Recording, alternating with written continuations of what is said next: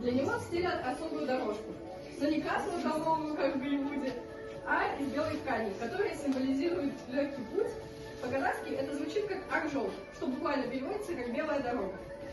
После завершения обряда ее обычно дарят молодым супругам, которые еще не успели обзавестись своими детьми.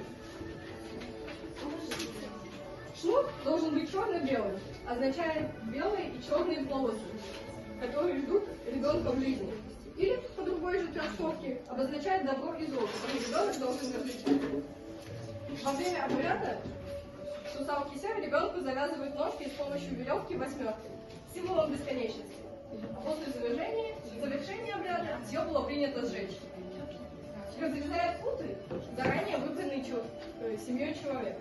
Логичный, добрый, с самыми положительными качествами и большими жизненными достижениями. Считается, что малыш может перенять судьбу и даже особенности характера человека, который разрезает ему путы, и проведет его по светлой дорожке. Поэтому родные ребенка обычно выбирают, исходя из этого. Сейчас, чаще всего, Салкису просят провести успешных, знаменитых, богатых и здоровых людей. Этот же человек ведет ребенка дорогой ручки по белой дорожке, где в конце его ожидает несколько предметов.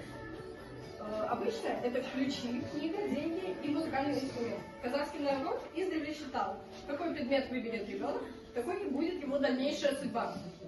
Если ключи, у него быстро появится своя квартира. Если книгу, то он будет умным и любознательным. Если деньги – богатым.